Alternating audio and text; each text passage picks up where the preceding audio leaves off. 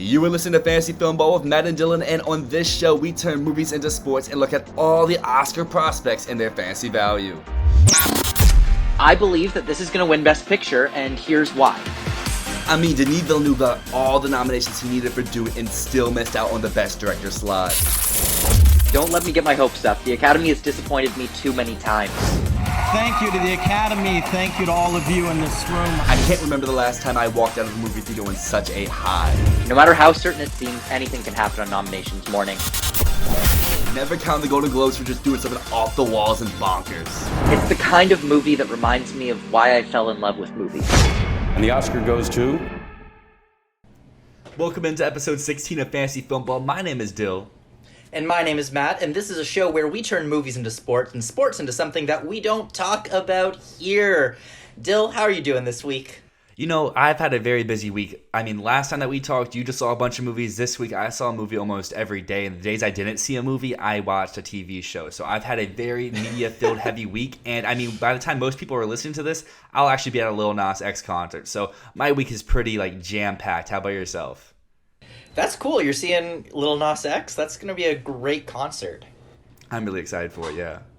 Yeah, I'm doing well. I got off of TIFF last week after seeing 46 movies in a row. And then this week really didn't let up because for some reason every studio was like, you know what, we're going to release a really good movie in the first week of September. And so now I'm playing catch up on it and just trying to get back on track and see some of the movies that I missed during TIFF and some that came out this week. Actually, we will not be talking Don't Worry Darling today, just so that everyone knows, because I have not had a chance to see it yet. I had to choose between it and The Woman King, and I decided to see The Woman King instead this week. So I will be seeing Don't Worry Darling later on. We'll talk about it next week. But I'm behind still, and I'm going to be playing catch-up for a little bit. But yeah, things are good, and I'm looking forward to being here. Now, we've got our question of the week this week, and we're going off of movies a little bit. And because we're going to be talking about a certain music documentary this week, I wanted to ask you the question, what's your favorite album, Dylan? So, I mean, for the viewers on YouTube, you may be getting the wrong impression here. I'm wearing a Frank Ocean Blonde t-shirt. But that's not actually one of my favorite albums. It's a really good album, but it wouldn't be in my, what I call Fab Four. I have 4 albums that I consider 10 out of 10s, and it's just, which one am I feeling that day is my number one. So the first one, which was my first ever 10 out of 10, would be My Beautiful Dark Twisted Fantasy by Kanye. I mean, I feel like that's every, first introductory rap fan's, favorite album. It's one that stayed with me over the years, but is it my favorite album right now in 2022? Probably not. I had a little bit of a neo-soul R&B phase with Awaken My Love from Childish Gambino and Voodoo from D'Angelo. But right now, if I had to pick one album, and this is kind of a controversial take for fans of this artist, but for the weekend, it's got to be After Hours. Yeah. That's a good pick. Those are all very good picks. I mean, definitely for me, My Beautiful Dark Twisted Fantasy was the album that made me open up to rap and really made me start to enjoy the genre. But After Hours is a great pick. That's my favorite weekend record. Thank you. I'm not alone. Someone else loves it too. So my favorite album is To Pimp a Butterfly. That's number one, top of the top. But I want to give a shout out to a couple of others. Specifically, Pink Moon by Nick Drake is one of my favorites. Blue by Joni Mitchell. And For You by Tatsuro Yamashita, which is a fantastic Japanese pop album that just I listened to it for the first time last year and was instantly just where has this been all my life? This is the greatest thing ever. But since we're talking Moonage Daydream a little bit today, I have to mention my favorite David Bowie record, which is The Rise and Fall of Ziggy Stardust and the Spiders from Mars, which is masterpiece. It's in my top 10. I think it's my 6th favorite album of all time. I love Ziggy Stardust. Yeah, that's a great one. My favorite Bowie album, I guess, is another controversial take. I really love Black Star. That was my first ever David Bowie album when I first got into music, and that was the album. I mean, he had just put it out, and it came out right before his death, so it had even much more weight to it. And just over the years, that's just when I found myself returning to the most. Is it technically his best? I don't think so. I would agree with you that Ziggy Stardust would probably be his number one, but Black Star is the album I find myself listening to the most. It just has so much power and so much compassion behind the lyrics and the production on it. So we're going to get into a Filmball update for the week. Because, of course, we haven't given you guys an update on where our teams stand. And right now, we've got Film Drunk in the lead, and he currently has 550 points after TIFF. He got that big boost out of the Fabelmans, which got 50 points out of the TIFF People's Choice Award. He also got a solid point boost from the Banshees of Inisherin's not TIFF Awards, Venice Awards, and the Woman King Metascore boost that came out of that. So 550 points for the Film Drunk in first place. We're going to see how that keeps going, especially because his second pick, Empire of Light, did flop. And we're going to see how that film continues and if it impacts his team in the long run. In second place right now, we have Arno, who has 522 points. And he's been largely boosted by All the Beauty and the Bloodshed's Venice Golden Lion win and Women Talking's second place at TIFF. Brother Bro is in third place right now with 373 points. So there's quite a bit of space between Brother Bro in third and Arno in second. Now, Brother Bro's ringer, his first pick, The Sun, flopped, but he got some solid scores from Glass Onion as well as Athena's Metascore this week, which is putting him up to third place. In fourth place, Dylan, it's you. You got 349 points, and really nothing's been updated in the past few weeks. Blonde got its Metascore, but it's not too strong. I think it got about 54 Metascore on something there. Around so there. Yeah, something like that. So you could be doing worse, but there's really no other updates for you. Then we have Austin in fifth place.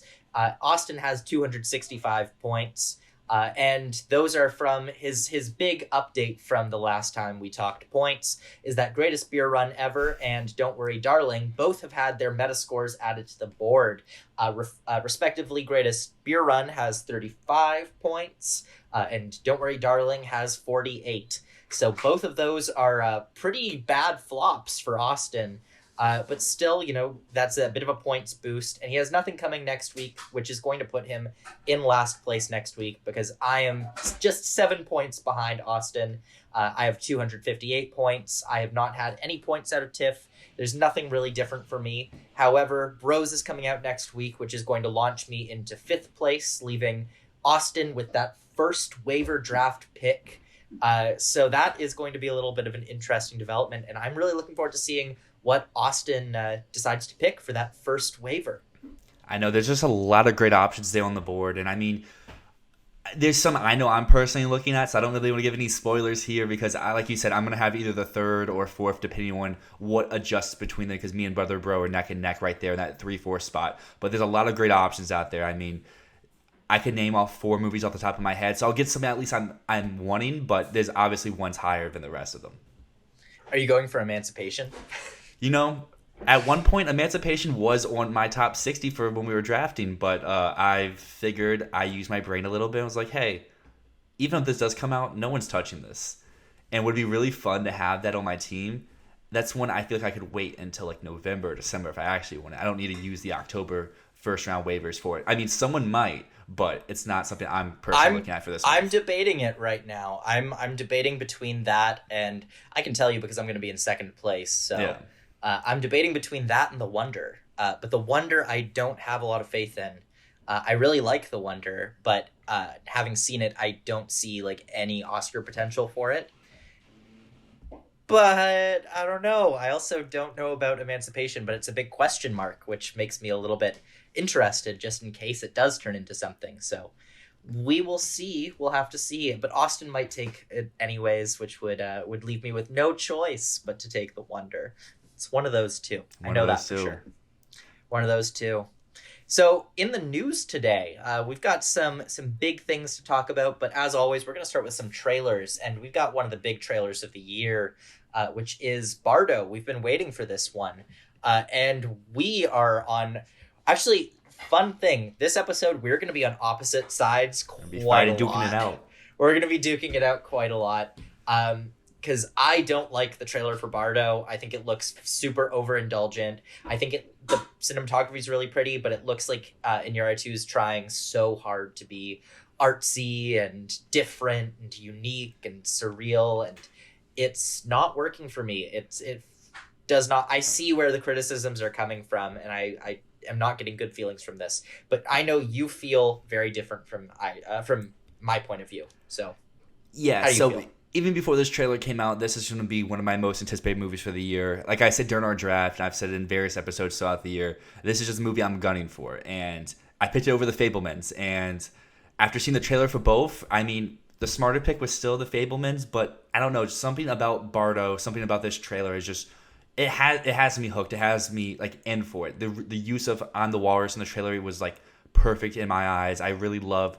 I mean, I get the complaints of the surrealism, but something that's kind of drawing me into this movie. I really love and appreciate when filmmakers go out there and take a risk and try to do something very different. Doesn't mean it always works, but it's something I'm always down to give a shot. And I would much rather go into something not knowing if I'm going to love it or hate it, but have the anticipation like this is going to be something interesting to watch. On the other hand, to a movie that we also got a trailer for, being the Knock at the Cabin for M. Night Shyamalan. And that one, I feel like I kind of know the movie I'm getting, but it's M. Night Shyamalan, and I'm always down with an M. Night Shyamalan movie. All his movies are ones I'm like, okay, I know this is probably not going to be good, but it's something I always enjoy. Do I ever like his trailers? Not really. I remember seeing the trailer for Old, and I was like, this looks bad. Was the movie bad? Yeah, but I had a blast watching it. I still, like, with, like, friends, quote Vicky Krieps in the movie for, like, no, this is a beach. Where are my kids? And she's just like, I don't know. Something about his movies just work, and, like, doesn't mean they're good. They just mean they're fun. What did you think about this trailer? Well, first off, I want to say one of my friends stayed up till 3 a.m. Because it said that the movie was going to come on at midnight, and then he waited till midnight and then realized it was midnight Pacific. And so waited because he had a misunderstanding and he thought that the whole movie was going to surprise drop.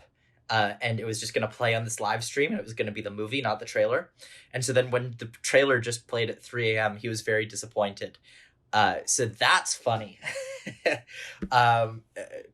But yeah, I kind of liked this trailer. I'm with you. I think M. Night Shyamalan is fun. I am not as big a fan of his, but I will watch his stuff.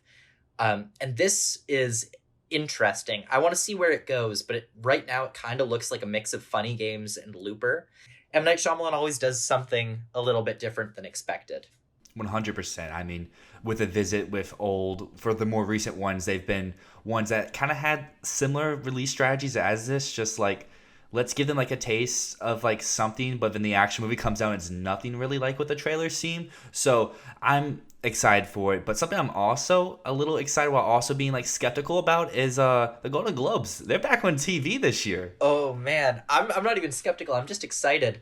Like the past 2 years, awards season has been fun for the whole predicting angle, but I've found that part of the fun of award season is getting to watch the shows and see how all of that goes down. In the past 2 years, there's been such a lack of shows. Mm-hmm. It's just been like people releasing their stuff online, and a Twitter feed's not entertaining. But you know, it is entertaining seeing a bunch of celebrities getting drunk at an awards show. And the Golden Globes is always the most fun awards show of the season. Well, you know, the part I was skeptical about is because, as we know, the Golden Globes, they love their stars, right? You know what star has a movie coming out this year that would make a lot of people hesitant and skeptical to tune in for? The star of Emancipation, Will Smith. I feel like oh my God, they would be the people to go for Will Smith. They would go for Emancipation because, to what you were talking about earlier, Emancipation's a weird movie to me because it screams swan song. And what did Swan Song do? Get one nomination all season at the Golden Globes. But Emancipation and Swan Song both should have been so much bigger than they actually were. But I just feel like, I don't know, the Globes are weird. They do weird stuff. I feel like they would want the ratings, the big splash, to come back for viewership. They have Will Smith, and they let him come in person. Will he win? Tune in to find out. Now, but that's the thing, is that I feel like the Globes are being a lot more cautious now because they know that they've been the center of controversy. And they don't want to be. So I don't know. I think, actually, that they're going to start doing some... They're going to try to be more respectable and be like, oh, these are all of, like, here are good nominations. And, like, especially last year, everyone expected the Globes to be the Globes and to, like, nominate Jared Leto in House of Gucci. And then they didn't do that, but who did? The Critics' Choice Awards. And so I don't know. I think that they're going to keep going in the direction of trying to be serious and trying to like rehabilitate their image before going back to the like bonkers shit that they normally do.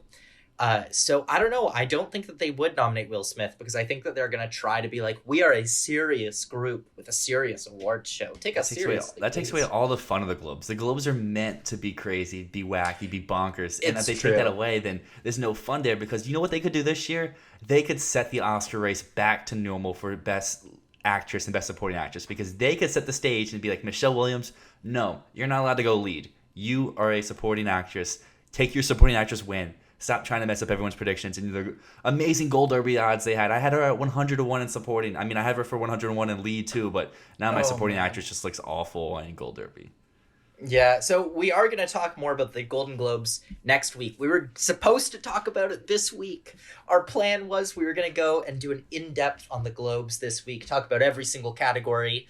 But we're not doing that. Nope. Dylan, why are we not doing that? Because we have a lot of stuff that happened this week. I mean, there's crazy stuff that happened. Movies aside, talking about just award season, like I just said, Michelle Williams, Universal, the Fabelmans, they decided no. Who wants the free give me of a Best Supporting Actress nomination and a likely road to a win? Why don't we like swing for the fences, take a bait? I mean, this is a Steven Spielberg movie after all. He's won an acting award for every category except for Best Actress. So why don't we try to get Steven Spielberg that last one he needs to collect all the stones and put Michelle Williams in the lead and hope she can outdo Cate Blanchett in Tar, Margot Robbie in Babylon, Michelle Yeoh in Everything Everywhere All at Once, and just so many people. This race is stacked this year. I mean, the last few years, lead actress has been kind of the weakest category when it comes to like overall slate of people, but this year it looks like it's the strongest, and you're throwing another contender there. This is going to be a bloodbath, not for the win, but just to even get in for a nomination. Absolutely. I mean, I was looking at my predictions for this today and just thinking this is such a shit show. And I don't know. I just don't get it. Like you said, maybe it's that they want to get Steven Spielberg, that elusive directing people to all 4 different acting categories. But she can't win this category. She can't. She's not a lead. Like, she's just not. This performance, I know people are going to be like, oh, but what if she is a lead? Like, she's not. She plays the supportive parent. And I saw an article earlier today saying, like, oh, this isn't category fraud, it's rebellion. Like, people who have been playing supportive parents have been in the supporting category for years. And I'm like, yeah, that's because support is literally in that phrase, supportive parent. And that's what she plays in this movie. And like, she's not a lead. I don't get it. They threw away an Oscar. Like, now she's a question mark of like, is she getting nominated? I think something that's going to be really interesting. I can't wait to see with other award shows how they're going to nominate her. Like you said with the Golden Globes, I think we know the Critics' Choice because they just pick what they think the Oscars are going to do. They're going to nominate her in lead. But I think when we see like the BAFTAs or the a bunch of different critics groups, when we see all of that, we'll see, are they putting her in lead or are they putting her in supporting where she belongs? Because like Michelle Williams deserves an Oscar. She does, but she's not getting one if she's in lead. I see this going 2 ways. And the first way is the way I think is the more likely way. Is back in 2020, Netflix had a movie called Ma Rainey's Black Bottom. And everyone was saying Viola Davis is the lead, Chadwick Boseman's supporting. And then on Gold Derby, they announced that no, Chadwick Boseman's going lead. And everyone online flipped out. They're like, what? He had a for sure Oscar win in supporting. Why are they moving him to lead? Lead's such a tough category this year. Was lead actually a tough category that year? Not really, but we didn't know that time. We hadn't seen stuff. There's a little bit of difference here because obviously we've seen, or I haven't, but you have, and other people have seen Michelle Williams, where in 2020 no one had seen Chadwick Boseman yet. But Boseman went from being the surefire thing in supporting to, who knows, in lead, maybe not. And then over the season, his case built, and then he was the front runner. But then people realized, is he actually the lead? And then there was another performance that was just so commanding and so universally loved that he ended up falling at the end of the day. This year, it could have that. People seem to love Cate Blanchett and Tar. People seem to love Michelle Yeoh and Everything Everywhere All at Once. Margot Robbie looks to be a powerhouse in Babylon. And I feel like she could go that route where it seemed like an obvious supporting win and then goes to lead, eventually becomes like a 1 or a 2, but at the end of the day comes up too short. Or the other route, which I think is the smarter route that would happen, something you alluded to there, is where will people actually nominate her? Because we saw also in the 2020 awards, another movie, this one from Warner Brothers, Judas and the Black Messiah, had 2 actors who all season long people were like, who's lead, who's supporting? Daniel Kaluuya and Lakeith Stanfield. And Warner Brothers decided Daniel Kaluuya seems like the for sure winner. We're going to put him in supporting. Lakeith, we love you, but you're going lead. And the Oscars are like, no, we're going to put them both in supporting because we love them both and we want them both to be nominated. And I feel like that is another route for Michelle Williams here is the Oscar voters could be like, we love her and we want her to be nominated. Just lead actress is too tough. This is not a lead performance. Let's put her in supporting and maybe we can even give her a win here. Yeah, maybe this isn't the area she wants or the studio wants or Spielberg wants, but we're the Oscars. We do what we want. We put people where we want, and that honestly would be the best case for her, but I feel like she has a good shot of a nomination either way. Just one has a shot for a win, while one does not. Yeah, well, something about Lakeith Stanfield. I was on a different podcast, and they brought up a great point, which is that you can't predict based on anomalies, and Lakeith Stanfield being nominated in a category that he was not campaigned for is a total anomaly. But what that shows to me is that Academy voters don't just blindly put on their ballot what the studio told them to. With Lakeith Stanfield, some people voted him lead, and some people voted him supporting, and he got enough votes in supporting to get in. And something that I worry about here with Michelle Williams is that these are both very strong categories, supporting actress and lead actress. And what if we see a situation where the votes split down the middle and not enough people vote for her in lead for her to get nominated, and not enough people vote for her in supporting for her to get nominated, because it's just split down the middle, and some people are voting what the studio tells them to, and some people are voting what they don't. I don't know. I think it's very interesting. We'll see. It makes her snubbable. Really, it does.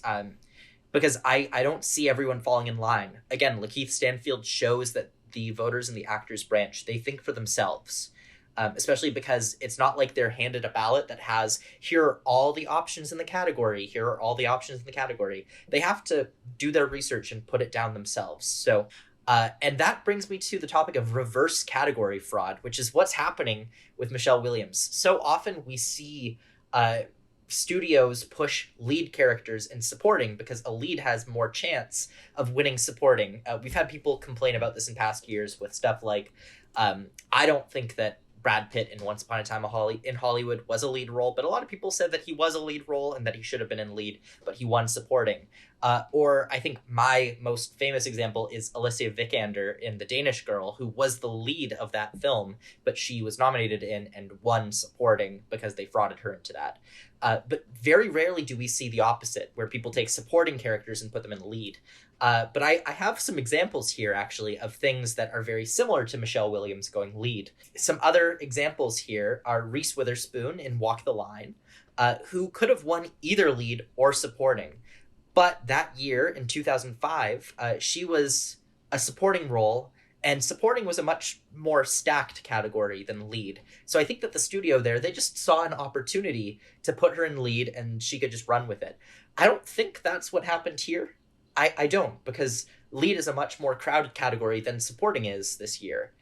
Then there's Amy Adams in American Hustle, who was definitely a supporting character in American Hustle, but the reason that they put her in lead is because they wanted to get an actor nominated in every category, right? So they wanted Christian Bale, they wanted Amy Adams in the lead, they wanted Bradley Cooper and Jennifer Lawrence. And so it just worked out well that way. But that's not the case here, because they don't have another supporting actress to nominate.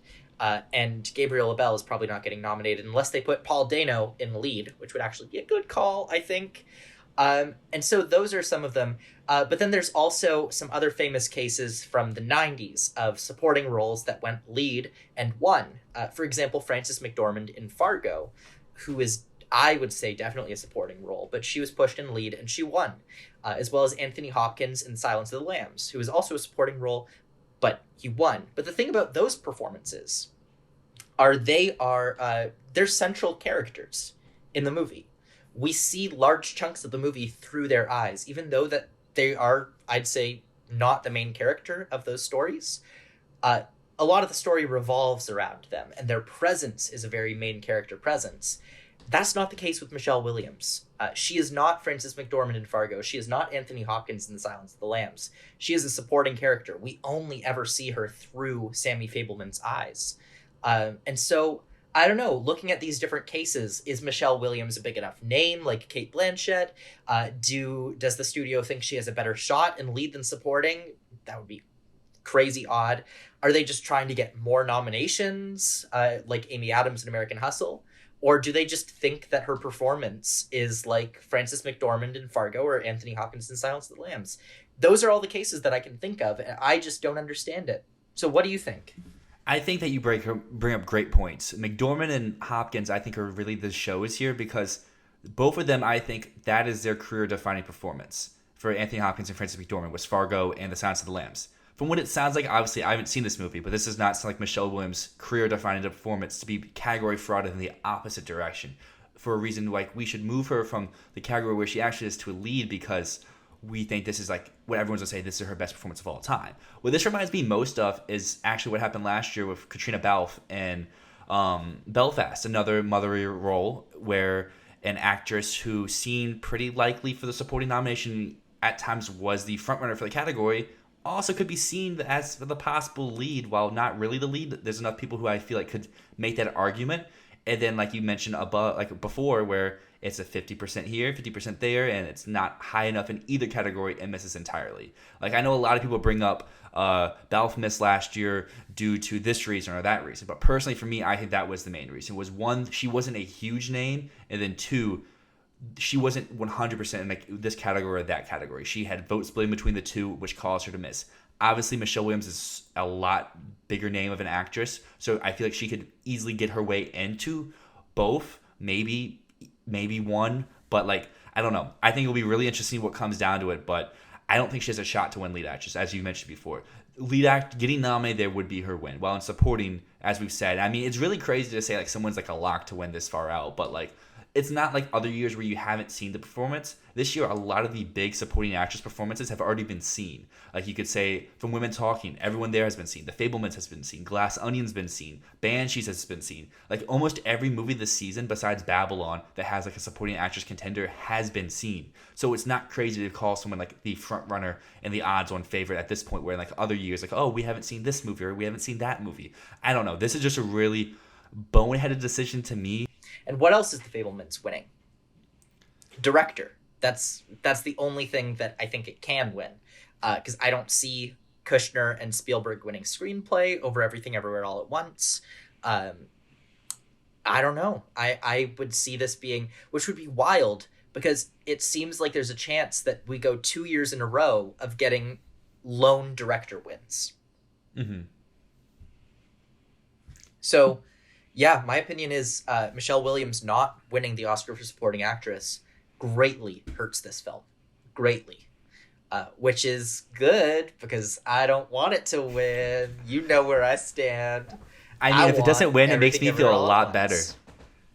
That's true. You won't have to regret not picking it for your team, but it's still going to do extremely well. It's going to be the front runner all year long, and then at the very end, it's just going to be like, I think voters are going to look at it and be like, I can't vote for this in like any categories. Is this really Best Picture? I still think that the biggest issue with this movie is that if it wasn't Spielberg, would it be getting this attention and would it be getting this love? And I mean, like I've said a few times, I haven't seen the movie. I've only gathered from like what you told me and other people who went to TIFF who did see it. And the thing I'm gathering from everyone saying is like they think it's really good, but they like it because of their ties to Spielberg. And I feel like a lot of voters, after they see more stuff and they let it sit for a while, because who knows, maybe a lot of people did see that TIFF and may not rewatch it when it comes out in November or December and be like, well, it was good, but like, I don't know, it was like fine. Well, this movie I just rewatched was like really good. But I think one thing to just wrap up this Michelle Williams conversation, with her moving to lead actress, makes that category so much tougher. We already had a mess on our hands, and this week we actually saw two movies that have lead actress hopes. Do they both get in there? That's another question, but they are trying, and you can't say that they're not trying. So which one do you want to start off with? Because we got some here. Oh, let's... Okay, do we want to start off happy, or do we want to start off angry? I say let's start off agreeing with each other, and that way we can go from agreeance to less agreeing, back to agreeing when we hit our 5th movie that we each watched this past week. Okay, yeah, so let's start with the one that we both liked. Cool. So, everyone was talking about this movie a few months ago called The Woman King, and you and I both on this podcast said we're excited, but we're a little skeptical. The director's previous work wasn't our favorite. It's a September release. It looks all right. And then the movie came out, and I saw it on Monday, and I had heard the buzz at TIFF that this was very good. I saw it got a 100% Rotten Tomatoes. So I was still like, there's no way it could be that good. And then I watched it. I was like, okay, it is that good. Is there things I'm not head over heels about with this movie? Yes, sure. But that's the case with like every movie. No movie's actually going to be a 100. No movie's actually going to be perfect. There's always going to be stuff. For me, the biggest issue with this movie, and I know it's not something a lot of people share, is the action. I think the action's very poorly done in this movie. As soon as I saw this movie, I walked out, I was like, this reminds me a lot of another movie. And it may not make sense at first, but it reminded me a lot of The Northman. The Northman's a movie where I really loved a lot, but I really didn't like a lot. And the stuff I really loved in The Northman was what I didn't like here, and the stuff I really liked here is what I didn't like in The Northman. The Northman I thought had amazing action, amazing cinematography, but everything else was really bad, or really just mid. And this movie I thought was amazing in all aspects outside of the action, especially that opening scene I thought was very poorly lit, very poorly edited, very poorly shot. But then like the later big fight scenes worked for me. But I don't want to ramble too much, but the last things I want to hit on before I toss over to you, Viola Davis is great in this. We mentioned Ma Rainey's Black Bottom before. That's exactly how I feel about her here. She's really big. She's really showy. She's doing great stuff. Viola Davis is one of our best actresses that we have right now. But I wouldn't consider her the lead. I mean, she's in more of this movie than she was in Ma Rainey, but Tuso Mbedu just is great in this. This is her second role I've seen her in. She was in The Underground Railroad, the Barry Jenkins TV series, and was great in that. And Lashana Lynch was my MVP of this movie in the supporting role. She really delivers. And in a perfect world, supporting actress is a mess right now. If this movie catches on, I really would hope she comes along with a ride, coattails a nomination, and could she win? No, but she's really great in this. She was great in the last few roles that she's been in. Her career is just going on a great upward trajectory. I can't wait until she has a leading role in a big movie akin to whether it is a future James Bond or just another big action movie. I feel like she's going to do really great for her career. But talking about Oscars, costumes, definitely. Makeup, definitely. Just, I don't know how big or how small this movie will do because it is a September release and Sony has some other stuff on their hands. Will they put the money and they put the energy into the September release that has really good buzz? Or are they going to put it into a movie that comes out later in this year that maybe won't have the critics behind it, but will have the box office and will have the support of I Want to Dance with Somebody? But I rambled a lot there. I'm really interested to see what you thought about Woman King because this is one that you missed at TIFF because obviously you're going to get to see it like right when you got home. Yeah, absolutely. So I was very much like you. I also really enjoyed it. I remember on the show before we were very skeptical of this movie, mostly because the trailer looked very average. Mm-hmm. It looked like that very typical action blockbuster movie. And I remember us saying like, oh, this looks a lot more blockbuster than we expected. Does that mean that it's not going to be an Oscar thing? And yes and no. I mean, this is like, my thoughts through the whole movie was like, oh wow, if this movie came out between like 1995 to 2005, it would have gotten every Oscar nomination. Like this reminds me of Braveheart or Gladiator or The Last Samurai or any of those like large scale Hollywood action movies that are like, it's a historical epic where we're gonna put a movie star into like a historical conflict. Like, for example, Mel Gibson in Braveheart, Russell Crowe, you drop him in the middle of Rome, or Tom Cruise, you just plop him down in feudal Japan. And this feels like that type of movie, except it's recontextualized because now it's Black women who are in the lead role instead of, Russell Crowe and Tom Cruise and a litany of other middle-aged white men in Hollywood. And I think that was really cool. I think that if anything, like, I really like that the trend right now is that we're seeing familiar genres through a new lens. For example, next week, Bros is coming out, which is taking the very typical Hollywood rom-com, and it's putting it through a gay lens, which is fantastic. And this is important, is seeing these stories and these genres that we've seen a billion times, but then telling a story that we haven't heard before. And I disagree with you. I love the action in this movie. But that said, the thing I do agree with you on is that I think that it's poorly shot and edited, but the choreography is so good. Mm-hmm. It's so good. I just wish it's the classic problem with so many Hollywood movies where it's like you clearly paid someone to like really do a great job with this choreography. You clearly did the work to make it all awesome, and then you just shook the camera and you jump cut a ton, and like it ruins it. But still, it didn't ruin it enough for me to say that this was not great choreography. I think the action was awesome. It also pushed the boundaries of PG-13. Like, I was sitting in shock sometimes. There were sometimes I had to like cover my eyes because I was like, oh my God, they're going to do what with her arm? Oh no. So excuse me. And that was bold. It was bold. Also, I disagree with you that Viola Davis is supporting in this. I think that she is a lead. It reminds me a lot of her role in Ma Rainey's Black Bottom, where Ma Rainey was not the main character of that story. She was not the lead character, and yet she makes sense as a lead because the whole story centers around her. She is the title character, and though she is not the main character, not the protagonist, she is central. It's the same as Olivia Colman in The Favourite, who is not the protagonist, but she is totally a lead because everything centers around her. Mm-hmm. And this is the exact same thing.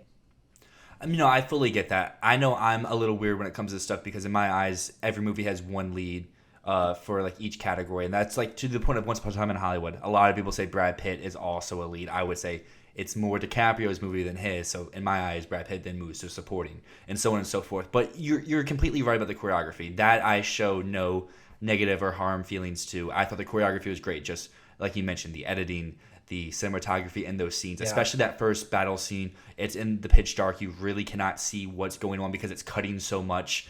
You get like half a second on a shot. I understand the cutting's happening because it's PG-13. You cannot show the gore and the violence that is happening.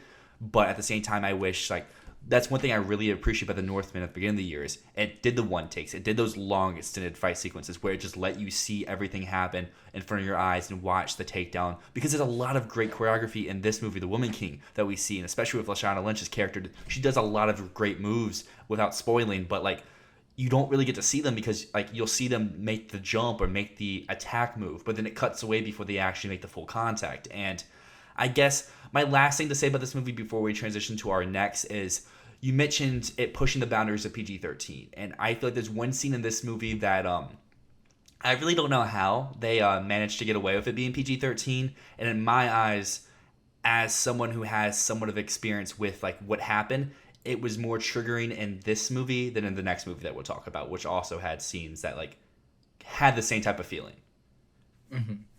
Yeah, well, last thing I want to say, I'll talk a little bit more about Oscar chances later, but I can see a world where this breaks Best Picture. Mm-hmm. I can. 100%. I put it very close to my top 10, but I want to wait and see for a couple things, which is, for one thing, I want to see its legs as it goes on. And also, I want to see how Black Panther Wakanda Forever does. And it's bad that those two are going to have to compete, because we've had years in the past where we've had multiple British period pieces competing in the same category, where it's like, you know, you've got multiple films that are just like, oh, we're in the English countryside and we're falling in love, and, you know, there's royalty over here. We've seen years where that's happened. But the sad fact of the matter is that these two films are going to be pitted against each other, and it will end up hurting one of the films, just having two action movies that are set in Africa.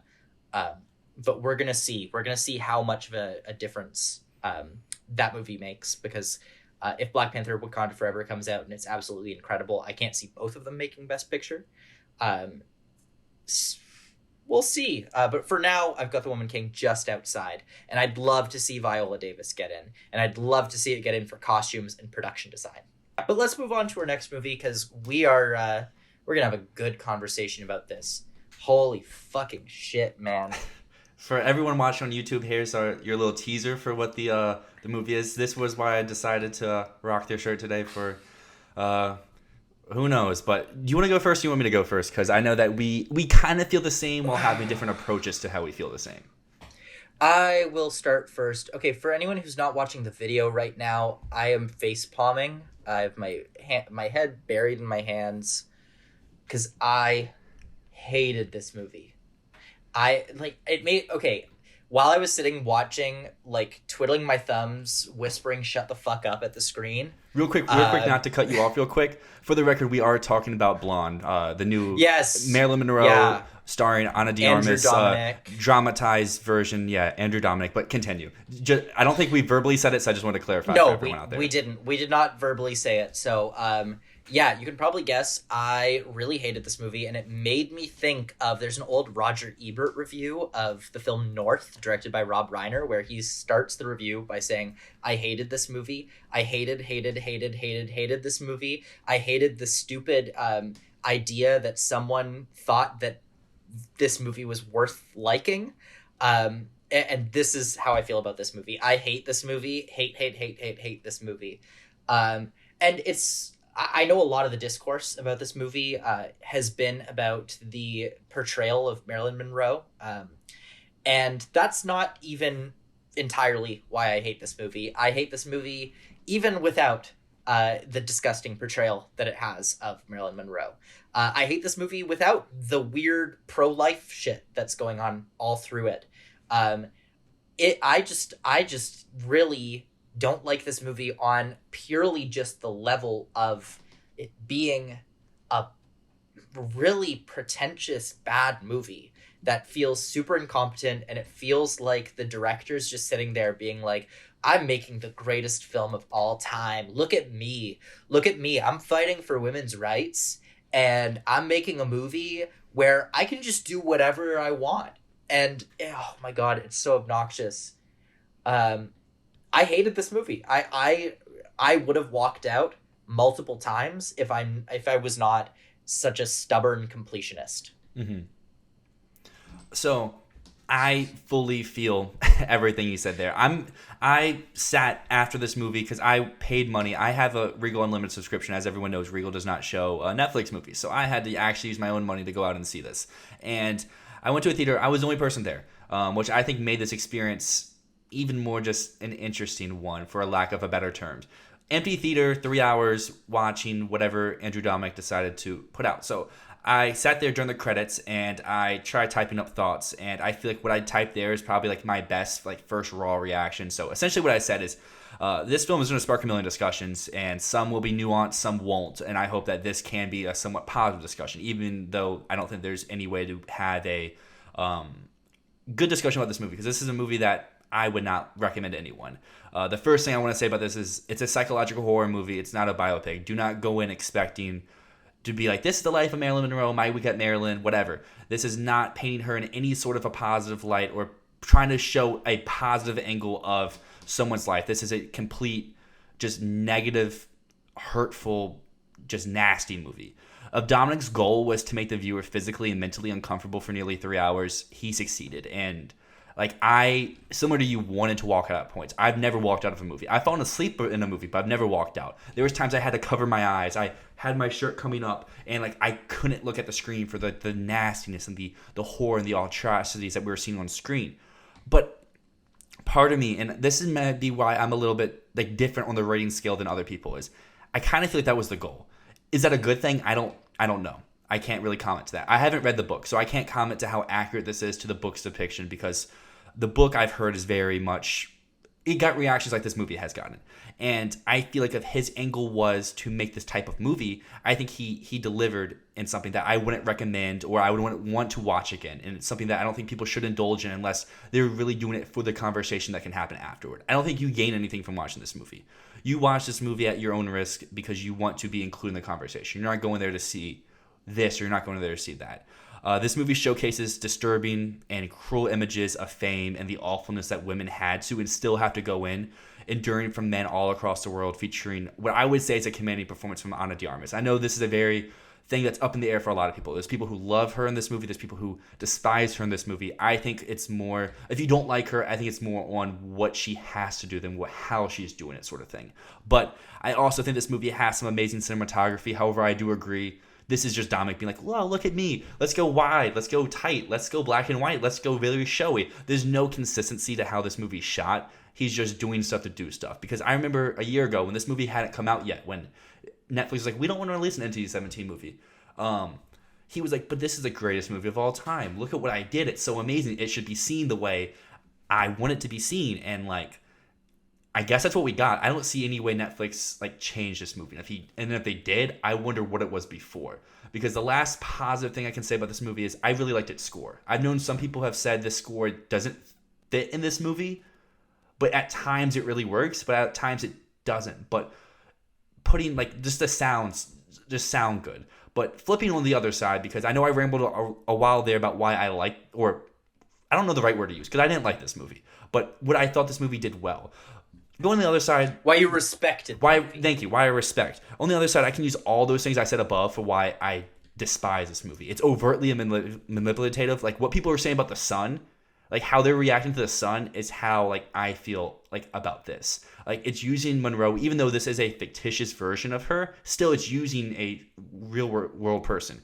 And just using women as a whole for a vessel for Dominic to like freely showcase disgusting ideas, sexual fantasies, and basically trauma porn, but from the male gaze. There's so many scenes that start off focusing on Marilyn Monroe's ass or her tits, and she's nude for no reason, or she's doing things just because the internet is disgusting and people are like, oh, I would love to see Ana de Armas naked, or I would love this, or I would love that. And like, it just seems like Andrew Dominic's like, well, I'm going to give people what they want. And like in his weird mind, and like, I can shoot her naked because I can. No one can tell me no.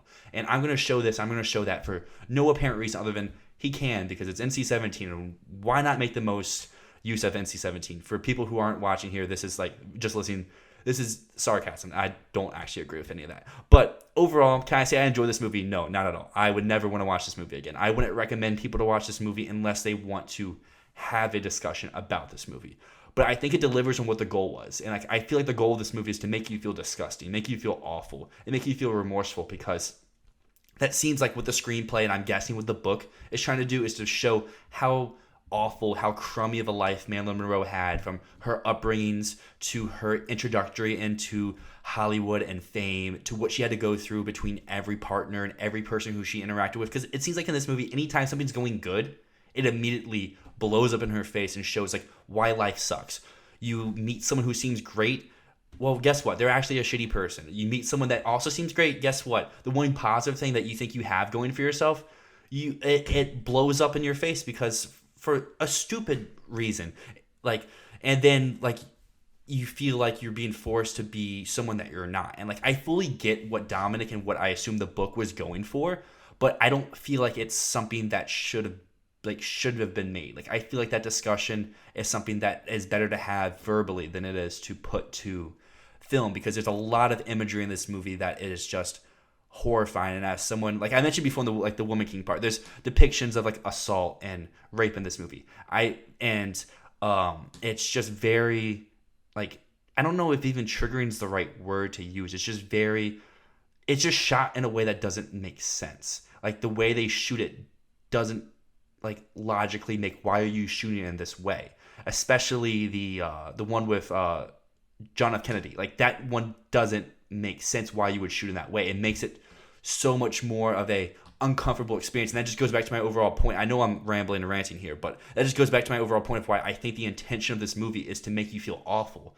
But I don't think a movie should ever try to intentionally make you feel bad or make you feel disgusting for wanting to indulge in it. What most people say about Requiem for a Dream, for like, that's like the most realistic depiction of like drug abuse or what it's like to be feeling like this. Like how people are like, oh, you should never watch that movie, but it's great. I don't feel like Blonde's great. But I feel like that feeling that people say about Requiem for a Dream is how I feel about this movie. I fully respect it and I understand what it's trying to do. I don't think it's doing it well at all.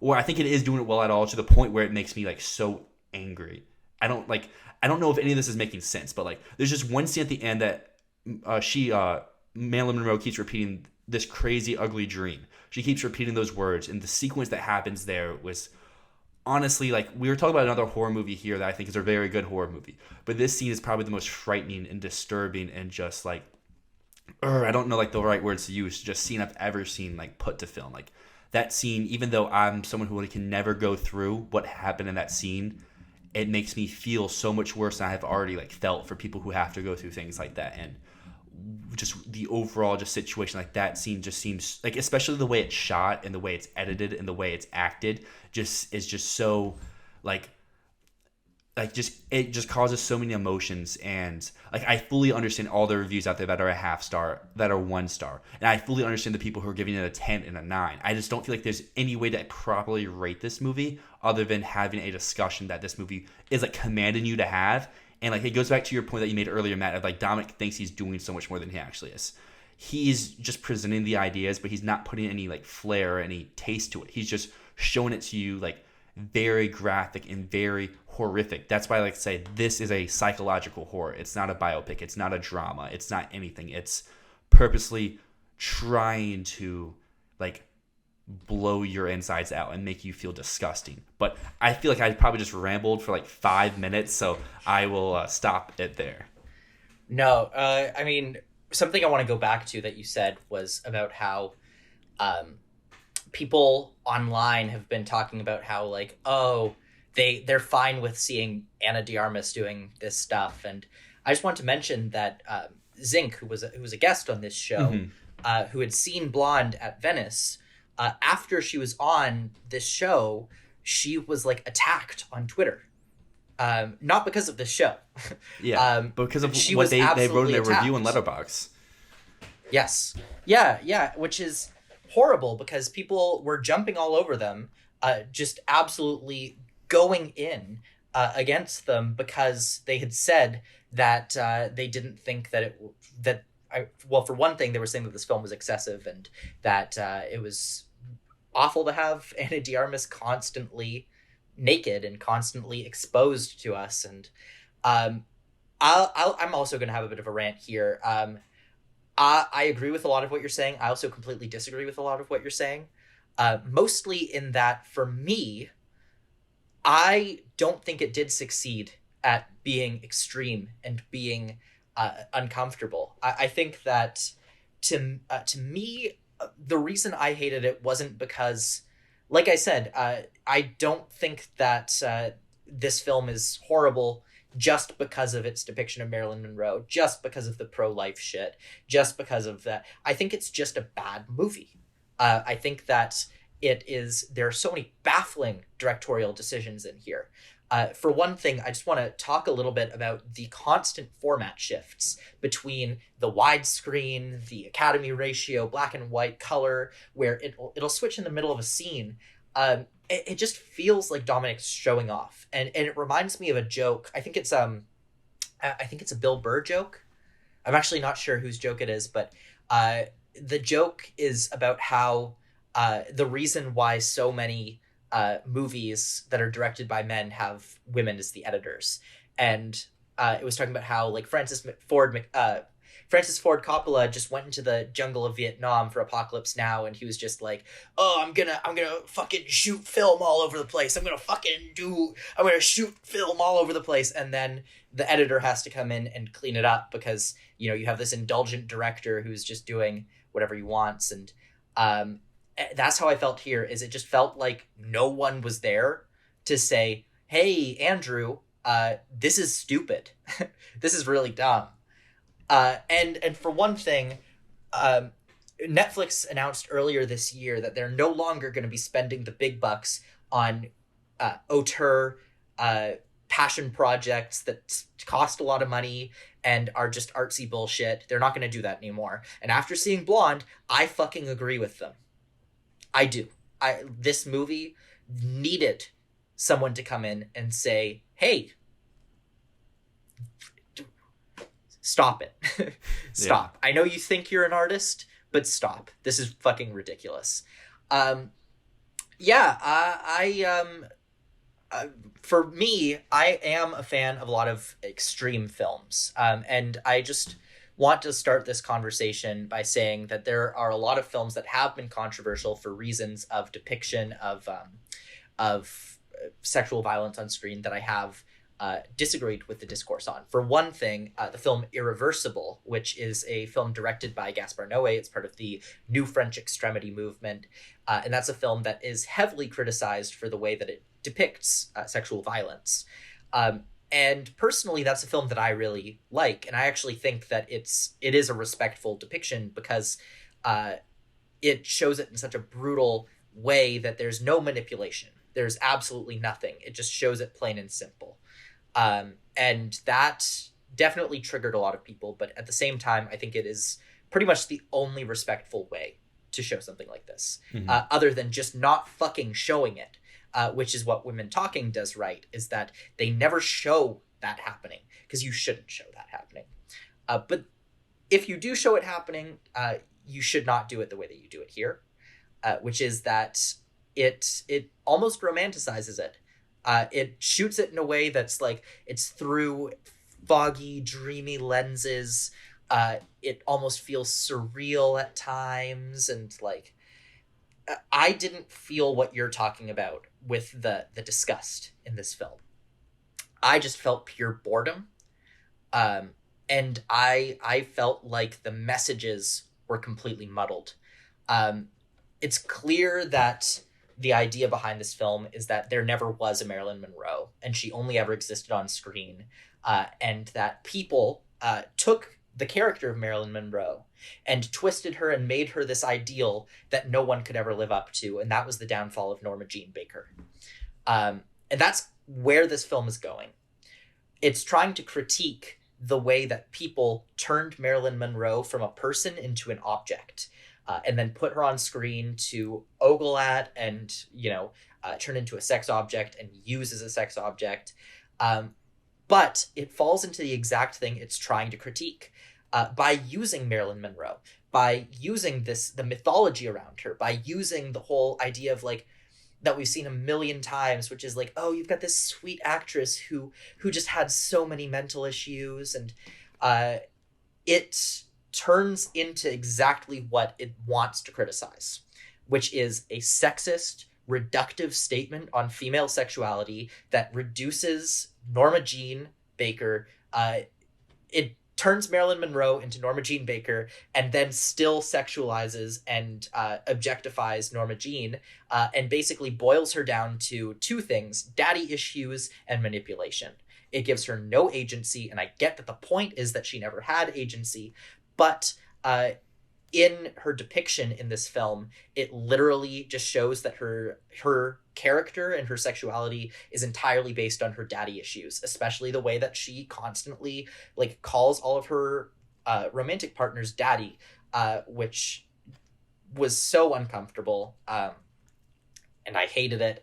And to me, this is exactly the type of film of just like, this is a dude trying to make a film about what women go through without understanding or listening to what women go through, right? It turns Marilyn Monroe into an object, and it does exactly what it's criticizing. And the fact that it reduced her entire character down to a daddy issue is the most men writing women thing that I could possibly imagine. I don't think it did succeed in disturbing me the way it wanted to. I just felt like it was disrespectful, and boring and overindulgent. Also, I did like Adrienne Brody, is what I'll say. I think Ana de Armas did as well as she could, but the casting was wrong. They never should have cast her in this. Her accent just stands out so much. And I wish I could say it doesn't, but it does. And even though she nails a lot of the facial expressions and the emotions, you can't get past the voice. Marilyn Monroe has one of the most iconic voices out there, and you can't not hear Ana de Armas in this. I had so many problems with this movie, man. No, I fully hear you with all those. The first thing I want to back you up on. I looked up while you were talking who the editor was. It was a guy named Adam Robinson. This is his film feature debut as an editor. He's previously edited a bunch of TV documentaries and music videos. So I think that also plays into a part of this movie being overtly long, all over the place, and not really knowing what it's trying to do. I also feel like that falls on Dominic because, I mean, yes, The Assassination of Jesse James is a great movie, and fantastic. But I feel like probably what could have happened here was he heard everyone just saying like, this is a masterpiece, this is so good. It gets to this, it's like, I can do no wrong. I'm just gonna do anything, and this is what you would get out of it. And like, I mean, obviously, like, I don't want to throw like my own like personal history or problems and stuff, but like I fully resonate with a lot of the things that happen with Armas and Marilyn Monroe throughout this movie. So I think that's one of the reasons why it hits me in that way, is because I'm like physically connecting with what is going on, and like that's why I think it's like disgusting me in a lot of a different way, and why I think online the big discourse of this movie is between women audiences and male audiences, is because one is understanding of like, hey, this is like really bad, like what are you doing, like what you're saying, Dominic, being like disgusting and like clearly not knowing what he's trying to say. And then male audience is just like, well, it's not that bad, you know, could be this, could be that. I don't know. I think this is a movie that is one of those movies that's so much better for the discussion that it sparks than actually having to sit through it. Like, I would not recommend this movie to anyone. Like I was saying, unless you want to have that discussion, and I would not recommend watching this movie alone. Like, that was an awful experience. I don't know how many people you watched it with in your theater, but my theater, I was literally the only person there. I'm like, why? Like, there was times I'm like, why am I here? Especially that first act when it's Norma Jean as the kid. I'm like, what is this doing? And like you said, like in the middle of a scene, it would aspect ratio, color grade, whatnot. It's like, I understand like shooting the throwback scenes or like the dream sequences in black and white, but you're shooting like back-to-back scenes that are in the same situation in just different colors, and there's no switch to any direction. I don't know. This movie's a mess. I think the one last, I guess, positive angle I can give this movie is I think Armas works because I think it helps sell the point that this isn't actually Marilyn Monroe. This is a character. That is Marilyn Monroe, the character. So it's not her, so it's not sounding like her. It's someone pretending to be her. Also, I don't think that was what they was going for. I think this is just me, again, casting more of my personal thoughts about like how I interpreted the movie. Because like a lot of what I'm giving this movie credit for, I don't think was actually the intention. It's just how I interpreted the movie. And like, I feel really bad giving this movie like a good grade, like, because I gave it a 6 out of 10, and I don't think this movie is actually a 6 out of 10. There's a lot of other 6 out of 10s I would say are a lot better movies than this. It's just like how I'm interpreting this movie is like what's giving me those like better ratings, because I feel like for what it seems like it's trying to do, it's really delivering. But I can also say at the same time, no movie should be trying to make you feel like what it feels like to me, what it's trying to deliver. But I cut you off there. Yeah. No, I mean, I do think that movies should try and challenge you the way that this film tries to challenge us. Like I said, Irreversible and Gaspar Noé, I think that he challenges us in the way that this film was aiming for, but it doesn't succeed. And to the point, if they were trying to detach Marilyn from Marilyn by casting Ana de Armas and making it so clear through her voice that she's not Marilyn Monroe, they should have just made up a character. I agree. It shouldn't have been Marilyn Monroe. If that was the case, then they just should not have used Marilyn Monroe. And the last thing, I just want to spend 1 minute talking about the pro-life shit in this. This is a bit of a spoiler. This is a spoiler. So if just go into the description right now, you can skip forward. Skip forward literally 1 minute. We'll be done talking about it. So yeah, I'm going to give you 3 more seconds to skip forward. And here we go. The pro-life angle of this movie is so fucking frustrating to me. It's so disgusting. Just the way that, for one thing, when she first gets pregnant, she goes to visit her mom and thanks her for not getting an abortion. Is just like, ew. Unnecessary. But then the way that it depicts fetuses within her and then has them speak to her and say like, don't do what you did last, like it feels like unplanned level garbage. Like it feels like propaganda, and whatever Andrew Dominic's political leanings actually are, I know he's said that he didn't intend it that way, but buddy, it's there. It's there. No, I fully agree. I'm really, like, obviously I don't really want to go out and read this book, but I'm really interested to see what here is carried over from the book and what is him spinning it in a different direction. So let's end the Blonde discussion here. I feel like we've gone on long enough. Let's talk about a little bit of a more lighter movie, and let's go with what our question of the day was. David Bowie, Moonage, Daydream. You saw this at TIFF. I think if I remember right, this was your very first movie at TIFF. And I feel like we felt the same about this, but I would like to hear more in depth of like what you thought. Yeah, so this was my first movie I saw at TIFF. I am a huge David Bowie fan, so I was very excited. I feel like this is a bad documentary, but a very neat visual experience. I really loved the archive footage, especially because I've been, as one of my jobs this year, I've been sourcing archive footage for a feature documentary. And so to see the breadth and the use of archive footage in this, I was like, wow, that must have taken a lot of work. But as a documentary, I feel like it does kind of fail. I think it's more of an experimental film than it is a doc. It's a great audiovisual experience. See it on the biggest screen possible to like hear Bowie songs and hear him talk and see cool footage of like silent films and stuff. But it didn't make me feel anything that I didn't already feel and know anything that I didn't already know. I'm just going to say right now, this is not getting nominated for Best Documentary. No, I fully agree. Almost everything you said was the exact same feelings I had from it. I'm not as big of a Bowie fan. Like, I like Bowie, but I'm like, Bowie's not someone I like go out of my way to listen to. So I feel like I did learn a little bit about him, but not much to quantify this being an actual documentary. Like you said, this is an audiovisual experience. I was let down seeing it. I was thinking like, oh, I would still like I saw your reviews like, oh, I'm still at least gonna get like something about like his life or his career. I mean, you get a little bit, but you don't get much. I feel like this movie's way too long. This movie, if it stayed the style it's trying to do, 90 minutes in and out. Did not need to be nearly 2.5 hours. I really do not like when movies, and especially documentaries, reuse the same footage. And you watch the same footage of him going up and down of an escalator 4 times in this movie. And it's the same exact footage in the same exact order, from the same exact angle, from the same exact everything.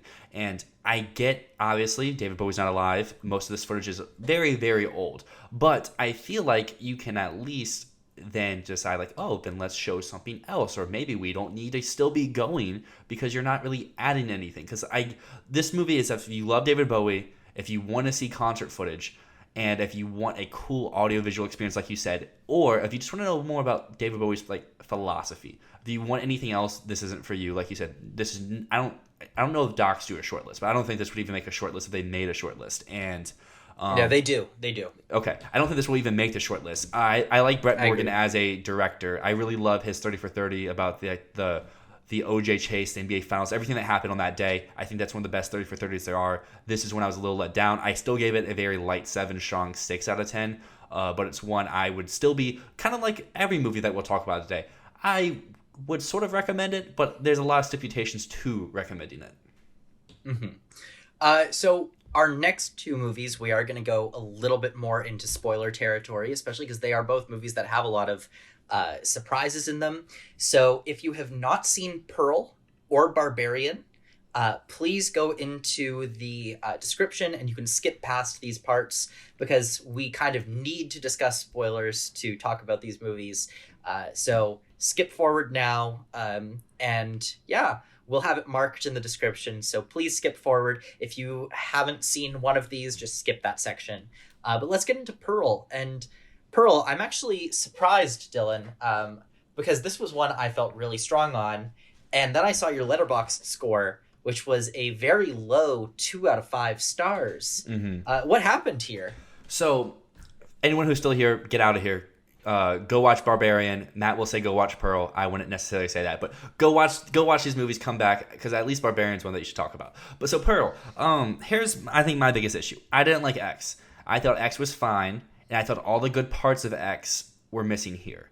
And I feel like that really hurt this movie. I feel like I would like this movie more if I didn't have the prior knowledge of X in front of it. And I get that's exactly not what is supposed to happen. Most people are supposed to go in after seeing X and be like, oh, let's get a prequel. Let's learn a bit more about the villain of X and get to know stuff. I think if you're looking at the movie that way, this movie very much fails. It does not give you much of what you're looking for in that sense. And it uses a lot of the same camera techniques, editing, production choices, jump scares or scares in general that movie has. So you're getting more of the same, and I think in a lesser value of it. But what I think this movie does really well is everyone's talking about this movie is Mia Goth. She's phenomenal. She's eating up this script, which she even had a hand with writing, which is cool. But my issues kind of fall with the writing here. I don't feel like it's very well written. I feel like this movie is a very slog to get through at times, and outside of the main character of Pearl, you're not really drawn, and every time you sort of get interested in something, that thread or storyline is abandoned or not returned to for a long time. Specifically talking about every time they tease the crocodile, which is used, I think, brilliantly in X, but here they tease it a bunch of times, but they never actually go through with it, except for one time, and it's a very, I think, a lame use of going through with it. And I really wanted to see more of the dynamic between Pearl and her mother, which, I mean, we get a lot of, but I feel like it ends in a very just like, I've seen this done in better ways. Like the shot almost like perfectly replicated Hereditary. And I'm like, that was a much better mother-child relationship, and delving into like the clashing here. I don't know, everything in this movie that I sort of enjoy, there's movies that just do it so much better. I know I'm in the minority of this movie. I know a lot of people love this. I know a lot of people love X. I don't know, something about these two movies have not really worked for me. I'm still excited to see Maxine. I feel like that could go back in a positive direction, because I really love what all two of these movies, I'm assuming the third one will do as well, they are stylistic, very much fitting the time period they're trying to fit it in. I've just not been a fan of the pacing or the script. Well, I think I gave X 6 out of 10 in this, a strong 4 light 5. Mm-hmm. I understand what you're saying. I also wasn't a huge fan of X, and what I liked about this is that it had absolutely nothing to do with X, because when I watched X and I was like, oh, they're making a prequel about the old lady from that movie, I was like, oh god, that sounds awful. And what I loved is that you really don't have to know that she later becomes a villain of a different movie. Mm-hmm. You don't have to know that. The thing that I liked about this is that it felt so much like The Wizard of Oz meets Psycho. There was a real Alfred Hitchcock vibe here, meets like Robert Stevenson. And Robert Stevenson was a Disney director from the 40s until the 70s or so, and he directed Mary Poppins and Trouble. I don't know, he didn't do that.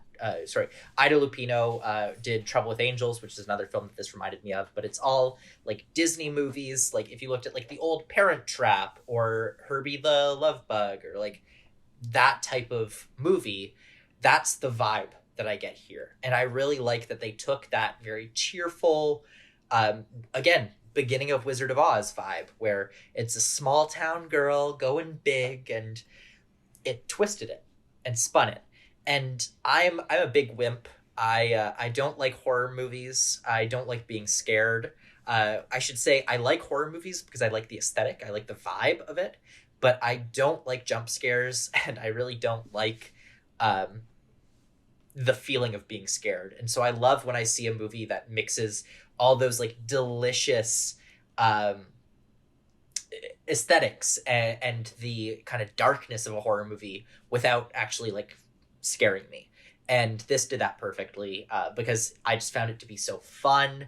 And for me, the aesthetic, the filmmaking, the bright colors, and that lush orchestral score are what really impressed me the most. Mia Goth is incredible. Her monologue in this has been talked about a lot, and it deserves to be. She absolutely slays that monologue.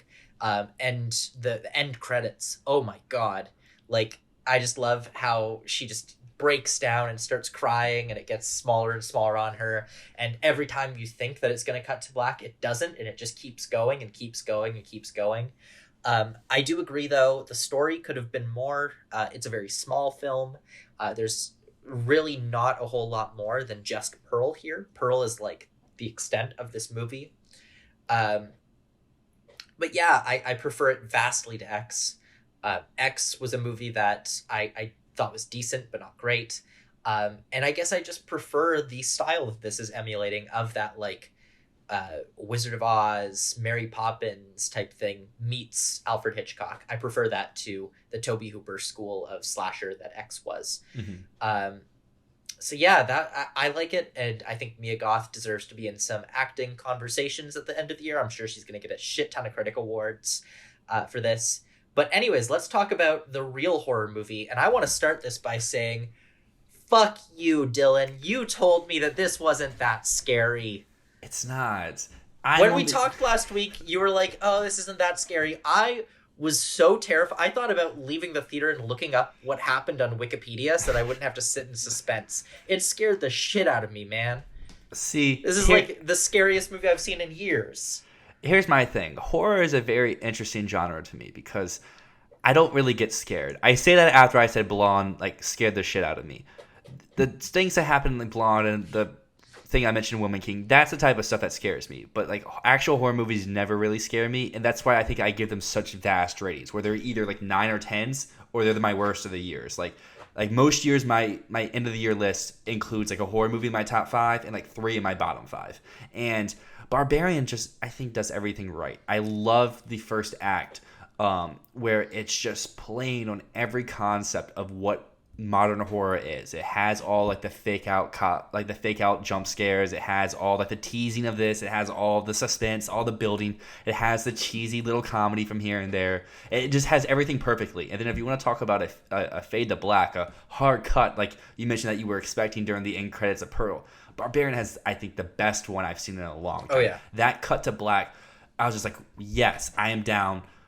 Movie of the year right here. Well, everything after that, I don't think is as good as before that. Like I would say, like the first 40 minutes is a 10 out of 10 would be my movie of the year, and then the second half of this movie I think is still good, but it's not great. Justin Long is doing something. It's another thing. I like him. I think he's great. I think it depends on how you interpret it. I mean that's how every movie is, but especially this one. I think if you interpret him in one way, he works so well. But if you don't, like if you're not like getting what they're trying to do with his character, I can understand why you think he's like not good, or why you think it's very bad and cheesy and just out of this movie. Still, I agree with you. I liked it. I really liked what they were trying to use with his character, and I thought Georgina Campbell was amazing in the lead role here. She really delivered just what you want out of, like, I guess for like in terms of scream queen, just someone, your leading female or leading woman in your movie, and just doing a great job of breaking stereotypes and being smart, referencing Jordan Peele's movie Nope and not going in there at first until she does, and just doing everything that you want, like as an audience surrogate, as an intelligent audience surrogate, because there's a lot of horror movies where they're just so dumb. And I really love the fact how they played with Bill Skarsgård and how he's like, I don't look like a monster, do I? Yes, you do, Pennywise. You really do look like a monster, and you're so scary, and you're so creepy, and you're obviously the reason why everything bad is going to happen, but you're not, because you're just a stupid guy. And I don't know. I love this movie. I don't really have any issues with it, other than I wish the suspense and the mystery prolonged itself a little longer, but I can't fault the movie. I'm glad I always choose to stay at a hotel over an Airbnb when I go on work trips, though. This solidified that belief. Yeah, well, I mean, to go back to Blonde, everything that you said about Blonde is what I feel about here, which is that I was completely miserable watching this movie. I was straight up not having a good time, but I loved it. I think that what it did was absolutely incredible. I think that it's one of the best horror movies that I've seen in a very long time, maybe ever, and I never, ever want to experience it again. Ever. Well, I've seen it 3 times. I came home. Oh my God. I don't know how you do that. It's just like, it really messed with me. I could not get it out of my head. And I think you're right that the beginning is so suspenseful. And once we know what's going on, once we know what's in the basement, once we have seen the mother, which also, talking about X, we said that the old lady makeup in X was incredible. The old lady makeup in this is incredible. That is a dude underneath that costume that they've just done incredible makeup on. This is I was totally miserable. But another thing about Blonde, everything that Andrew Dominic thought he was saying with Blonde, thought he was saying about the treatment of women in show business, and just in general, the sexualization of women and abuse, This movie says it all better. Mm-hmm. It does. Just straight up, a lot of the themes that this has here, even down to just the way that Justin Long, his character, is presented immediately from the beginning, with us knowing that he is a rapist who has done horrible things, but he doesn't see himself that way. He doesn't see himself that way. He goes, oh, well, but like, it wasn't like that. I just have to encourage her. I'm just persistent. And then when he watches the tapes in the basement, he's like, you monster, how could you do that? Not understanding that he is also complicit in this shit. And then he pushes her off and still mansplains. He's like, no, you just fell. I couldn't catch you. You know, I wasn't supposed to push you off. And yeah, I just, like you said, I think the commentary is just very well. No, the commentary is so good, and it's really funny, and again, it scared the shit out of me, definitely most in the beginning when I had no idea. Like, I definitely kept thinking to myself, oh my god, please don't make Bill Skarsgård like the one who owns this house. Please don't make that be the twist. Please don't make him be the one who's, like, she's gonna go down into the basement and she's gonna be trapped there by Bill Skarsgård, who set this whole thing up, and then it didn't do that, and I was so happy that it didn't do that. And the surprises in this movie are incredible. So if you're listening right now, you better not have seen this fucking movie, because if we just spoiled it for you, that really sucks. It does. I mean, to spoil one more thing, if for some reason you're still here, this movie has the best needle drop of all time, and for that alone deserves you going out to see this movie. And because this movie works so much better for a crowd. I know we're not talking about Don't Worry Darling this week, but that's a movie I think does not work with a crowd, and I think that you should seek out watching that movie alone. But this movie is one that you should seek out the most crowded theater, the most busy theater, because getting the reactions of the people around you is just as good as watching what is on screen. Yeah, Barbarian's horrifying. But it's so good. It's so good, and it's so funny, and it's so creative, and so interesting. It's also directed by one of the whitest kids you know. Yes. I actually saw a trailer today where 20th Century made a new trailer to promote the movie using Justin Long's character. And I love the from the producers of Alvin and the Chipmunks and the director of The Whitest Kids You Know. And then when it has like the little switch in the trailer, then it's like from a producer of It and The Grudge. And I was like, wow, I'm glad I didn't see any marketing for this movie going in. I went in completely blind. I knew nothing besides Bill Skarsgård was in it. That's all I knew. I successfully avoided all trailers for this, and I, like I said, I've seen it 3 times, so each time I've gone back, I've brought someone new, and I've done a good job of making sure they haven't seen anything for it. So it's just really fun, I think, just watching this movie, seeing the people around you, their reactions, and just eating up, I think, what, like you said, the best horror movie I think I've seen since at least 2019. I mean, you can make the argument for going further back. But, I mean, we talked about 5 movies here. 4 of them have very good lead actress performances, so it's only right that we tie everything in, because we talked about Michelle Williams earlier, into Matt's predictions for best lead actress, because we haven't done one of these in like 3 or 4 weeks. So I think it's time that we get back into this. Yes, so... yeah, it's our prediction time, and I'm taking lead actress, you're taking supporting actress, because we're trying to figure out what the hell do we do without Michelle Williams in supporting actress. So I'm going to go in reverse order as always. So I'm going to start with my honorable mentions in the lead actress category. And I'm just tossing a bunch of stuff out here, which could happen if the table is stacked the right way, but I'm not entirely sure, and they're not strong enough in my top 10. So I've got Jessica Chastain in The Good Nurse, who is okay in that movie, but I don't think she's going to get a whole lot of traction. Jennifer Lawrence in Causeway, who I don't know. It's a very small performance. I think she could do it well with some critics, but we're going to have to see because it's super small. Florence Pugh in Don't Worry Darling is also an honorable mention. I've heard by all accounts she's really, really good in the movie. Again, I haven't seen the movie yet, but the movie itself is going to drag her down. And then Taylor Russell in Bones and All is my last honorable mention here, mostly just because I've heard great things about her performance. She won a prize at Venice. I love Taylor Russell. But is the movie going to drag her down, being that crazy horror movie? So those are my honorable mentions. I don't see anything. Maybe I missed something, but let me know if I've forgotten some real contender here. So at number 10, I've got Ana de Armas in Blonde.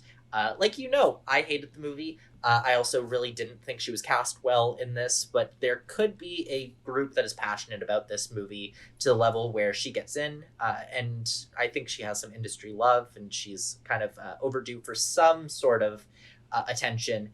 Is it going to be Oscar attention? Probably not, but I could see her getting some prizes elsewhere.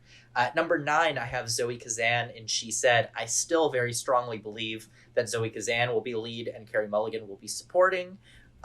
So I've got her there. We haven't seen She Said yet, so we don't know how that is. Number 8, I've got Olivia Colman in Empire of Light. This is a big drop. I had her in the top 5 before seeing the movie and before all the shift arounds that have happened, but she's dropped to number 8. I just don't think that the movie's strong enough. I don't think that her performance is really strong enough to get in there. She is quite good, but there are so many other performances in this category this year, and we can't just count on Olivia Colman being Meryl Streep 2.0. We can't. So at number 7, I've got Naomi Ackie in I Want to Dance with Somebody, who has also dropped. She was in my top 5. I know, Dyl, she's still in your top 5, probably as your winner still. I dropped her to number 7 because seeing the trailer, I just have no faith in the film. I don't know. I really just don't feel good about this movie. Really, honestly, I should probably swap Naomi Ackie and Olivia Colman. But then number 6, we've got Danielle Deadwyler in Till. We haven't gotten official reactions from Till, but we've gotten one article from Jordan Rumi on World of Real, which is why the only reason I don't have this in my top 5 is because the only reaction we have is from World of Real. But apparently she's fantastic and could be in the contention to win the Oscar, according to that. I'm going to wait until we see the reviews because I still think that this movie does not look good. Number 5, I've got Viola Davis in The Woman King, who is a fresh addition to the top 5. I think that she's spectacular in this film. I think it's some of her best work. But it is, like you said, Dyl, it's a bit of a smaller role for her. So is it a winning contender? No, it's a fringe contender, I'd say. Number 4, I have Michelle Williams sliding in here. But like I said earlier, she is not in the winning conversation where she was number 1 in supporting actress. She's number 4 here. And, is she snubbable here? She totally is. If Danielle Deadwyler is absolutely spectacular, she could get in here over Michelle Williams, and we could have both Viola Davis and Danielle Deadwyler instead of having Viola Davis and Danielle Deadwyler in 5th and 6th. Number 3, I've got Margot Robbie in Babylon. Number 2, this is controversial. I've got Cate Blanchett in number 2, and I've got Michelle Yeoh at number 1. I know a lot of people are saying Cate Blanchett is winning a 3rd Oscar, and that could happen, but I am just keeping my faith on Everything Everywhere All at Once. Michelle Yeoh is my favorite performance of the year in this category, so I'm just going to ride on that for a little bit longer until I see Tar. And then, who knows, maybe I'll change it around at that point. That's coming up in about a week and a half. So, that's my actress predictions. So, you mentioned one thing. Naomi Ackie is not my number 1 anymore. So, there's that. Because I think that regardless of what happens in picture, regardless of what happens in original screenplay, regardless of what happens in director, Everything Ever All at Once is winning 1 Oscar. And I think it's going to win lead actress because there's going to be hype. There's going to be the narrative. Michelle Yeoh, she's due. People love this movie. People can all unify that this movie would not be the thing without her. I really feel like Tar is going to be Spencer.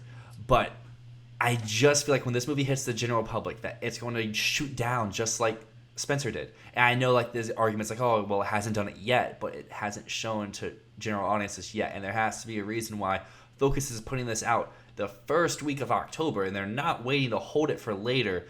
I don't know. It's a weird one. It's one I'm not even going to see on time, so I'm going to be behind the curve with Tar. Yeah. So I will be even later to my, I guess, hot take with Tar. Babylon, Margot Robbie, I still feel like, yes, she could win, but I also feel like with Michelle Williams coming to lead, she makes the most sense to hop on over to the other category to get a quote-quote free win.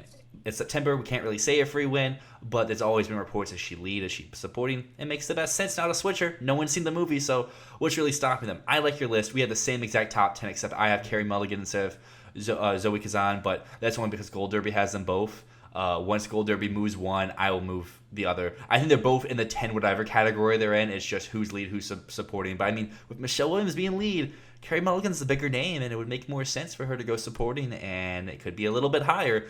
Just, yeah, actually, Don't Worry, Darling. I love Florence Pugh. She's great in the movie. The Oscars will not touch that movie. I think there's a better chance of Ana de Armas being nominated over Florence Pugh. I don't think either of them have a shot. So, but other than that, we had the same 10, different order, and we had the same 6, different order. So I like your lineup, and I think that your top 2 is the real top 2, and it's going to be that top 2 until either I Want to Dance with Somebody comes out and is actually buzzy or actually like a draw or something. I don't know. Sony's weird to me. That's why I've dropped Naomi Aki lower, is because Woman King's doing well at the box office. It's looking like it's going to have a good second week. I could see them going all in, because especially The Sun doesn't look as good as it was. But I mean, The Sun, I've heard, really plays well to older audiences, and the Academy is still mainly older.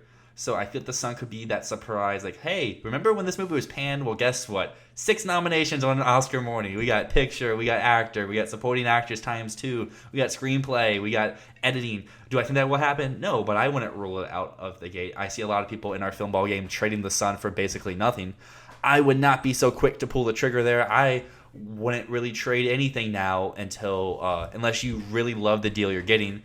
But everyone plays the game differently. I've never been a huge fan of trades in fantasy, but something I'm also not a huge fan of is supporting actress, because with Michelle Williams gone, I have no real clue to do with this category. Before I dive into this, you've seen Women Talking. I know I ask you this question every week, but yeah. Foy and Buckley, do you still stand with Foy as the more likely winner, or do you think they're both neck and neck?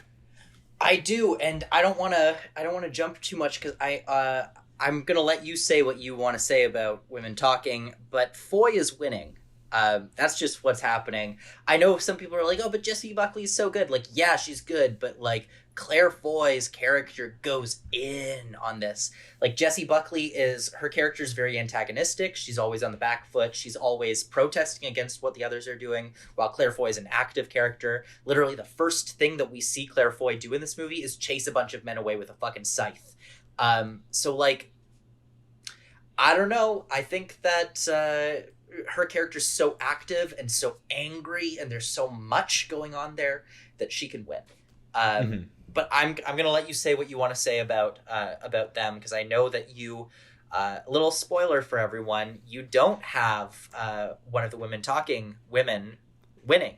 I do not. And my supporting actress list, I don't like this list at the moment, honestly. I have not liked this list all season long, because it's not that I don't like the performances or I don't like the actresses. I don't know what to do, and I don't like it when I don't really know what to do with a category, especially a bigger category. Like, I can understand, like, oh, I don't know what to do with score or song or something. But when it comes to, like, an acting category, I'm like, I don't know, because I have 3 people on my list here who I don't think have a shot at being nominated, but they're still in my 10, because we got Dali Di Lon from Triangle of Sadness at 10. Do I think she actually gets in? No, but I don't know what to put here. Gabrielle Union at 9 for The Inspection. Do I think she gets in? No, but I don't know what else to put here. And then I have Stephanie Sue for Everything Ever All at Once at 8.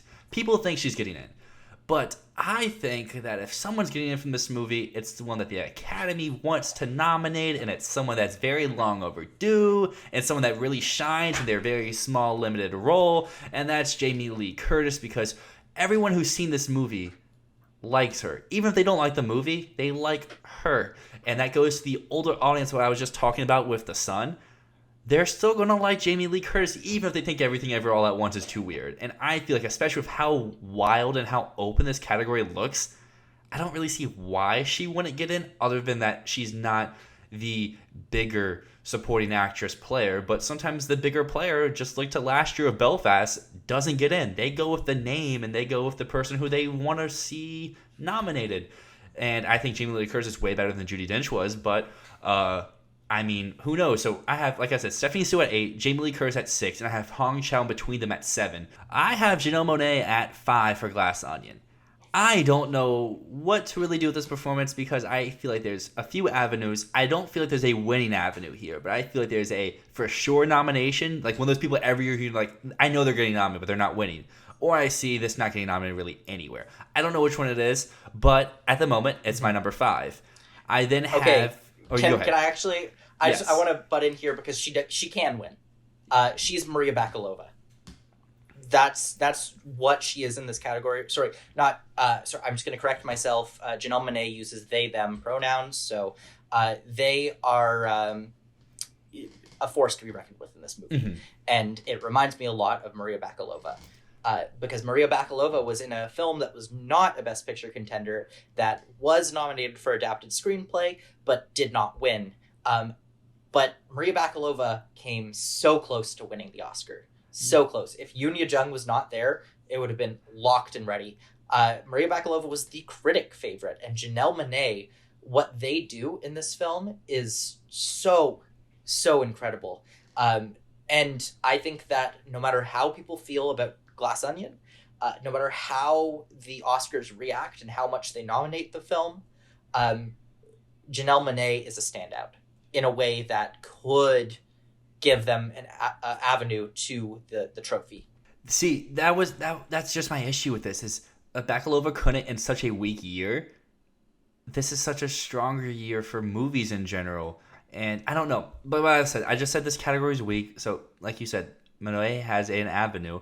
It's just a different one because, I don't know, I was someone who believed Bakalova was winning even until the day of. Like, I still didn't believe that she was going to lose. She did. So, I don't know. Globes will come, and I will want to see if the Globes put Monáe in lead actress comedy. And if they do, can Monáe win lead actress comedy? And then if they can do that, then we can see.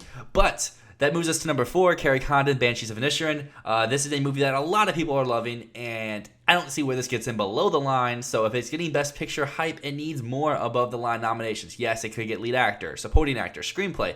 Why not coattail supporting actress? I've heard from people in the, not saying I know people in the industry, just from other people who talk about Oscars, and pundits, I guess is the right word to use. Pundits say that they like their chances and that people in the industry like Carrie Condon. So that's all I'm going with here. I haven't seen the movie, so I can't really comment. Then, as Matt mentioned before, Claire Foy, Jessie Buckley, Foy's 2, Buckley's 3. And that brings us to my number 1. And actually, I don't have a number 1. My number 1 is a filler for whoever is supporting in She Said or Margot Robbie. I don't have a name here at the moment. I am putting in whoever gets put in supporting. They are immediately my number 1.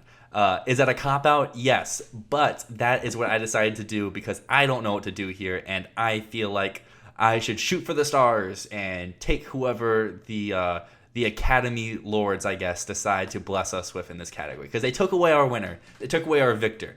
So we need someone to come back in.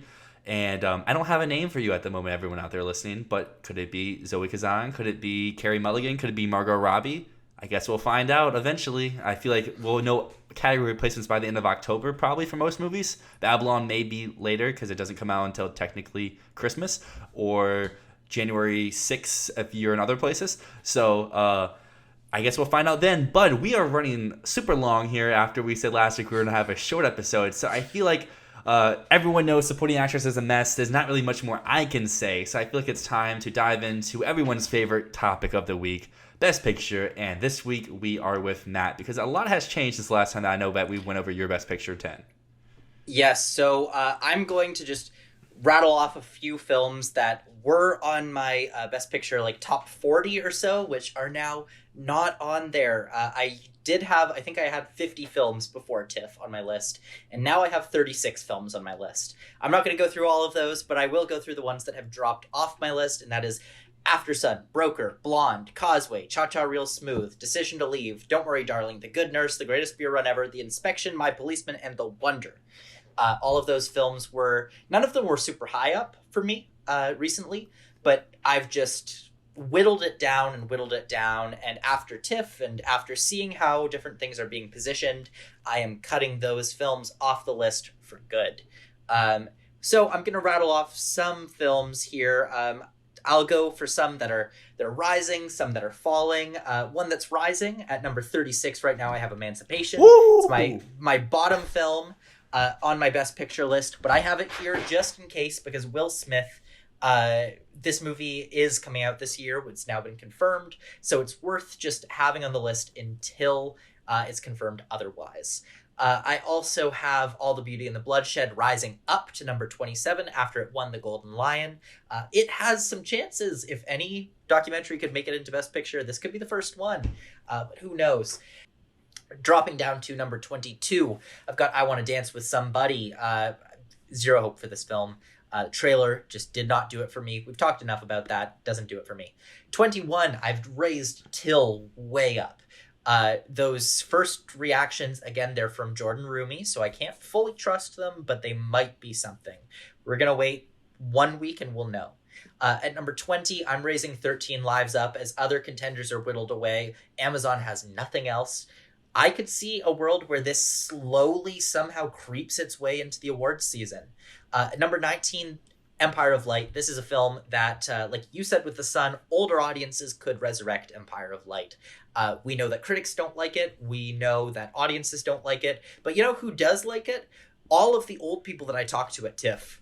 All of them. Anytime I was in a line with an old person, they would turn to me and be like, "Did you see Empire of Light? It was wonderful." So that's worth mentioning.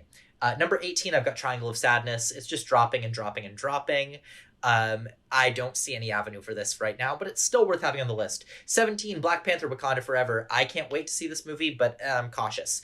Pinocchio at number 16. Oh my god, there was a behind-the-scenes clip today that came out that I was like, this is incredible, and I hope that this gets every nomination. 15, I've got Elvis. It's still sitting there. If Butler's in, he's in, but I don't know. 14, Glass Onion. 13, All Quiet on the Western Front. 12, Bardo. I know one of the Netflix movies is going to be a priority for them. I don't know which one it is still. But, you know, Bardo is not dead. Bardo's number 12. Yes. Bardo has a lot of industry love. And it's worth just saying it has industry love because we know that these awards are not voted on by the critics. They're voted on by people like Chloe Zhao and Lulu Wang and Barry Jenkins, who all love Bardo. And if that becomes a pattern, Bardo makes it in. At number 11, I have rising way the heck up, The Woman King.